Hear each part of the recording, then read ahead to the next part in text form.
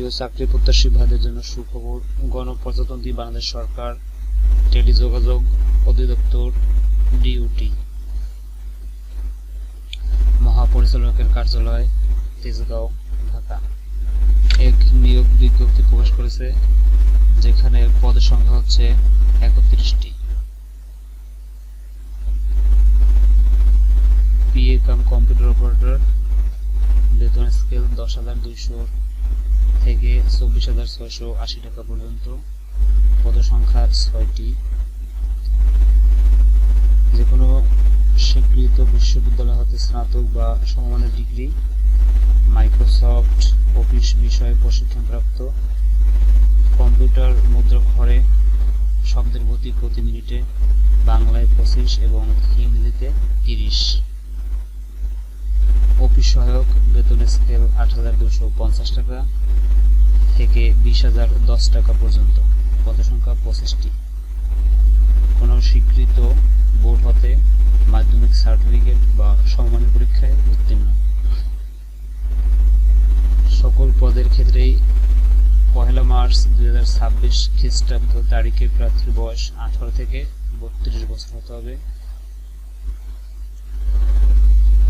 অনলাইনে আবেদনপত্র পূরণ করার সময় সকল শিক্ষাগত যোগ্যতার উল্লেখ করতে হবে, অন্যথায় চাকরির জন্য নির্বাচিত হলে চাকরির আবেদনে উল্লিখিত শিক্ষাগত যোগ্যতার সনদ ব্যতীত অন্য কোনো শিক্ষাগত যোগ্যতা অন্তর্ভুক্তির সুযোগ থাকবে না।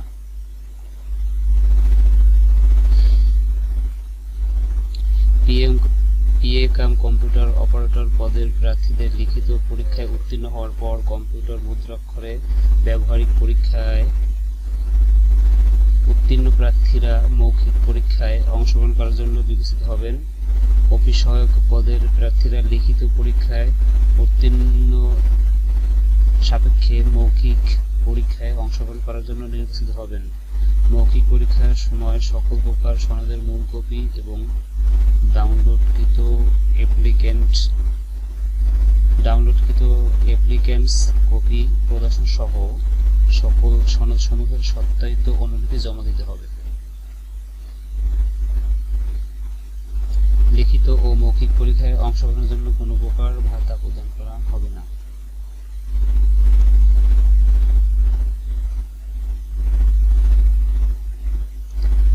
পরীক্ষায় অংশগ্রহণে ইচ্ছুক প্রার্থীগণ এই ওয়েবসাইটের মাধ্যমে আবেদন ফর্ম পূরণ করতে পারবেন। উক্ত সময়সীমার মধ্যে ইউজার আইডি প্রাপ্ত প্রার্থীগণ অনলাইনে আবেদনপত্র সাবমিট এর সময় থেকে 72 ঘন্টার মধ্যে SMS এ পরীক্ষার ফি জমা দিবেন। অনলাইনে আবেদনপত্র পূরণ ও আবেদন ফির জমাদানের শুরু হবে 16 মার্চ 2026 সকাল 10টায় এবং আবেদন ফি জমাদানের শেষ তারিখ 16 এপ্রিল 2026 বিকাল 5টায়। তো এই হলো মোটামুটি টেলিযোগাযোগ অধিদপ্তরের নিয়োগ বিজ্ঞপ্তি।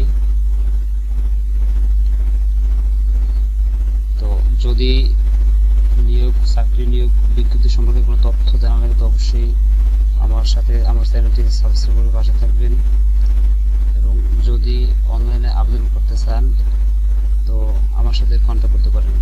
ধন্যবাদ।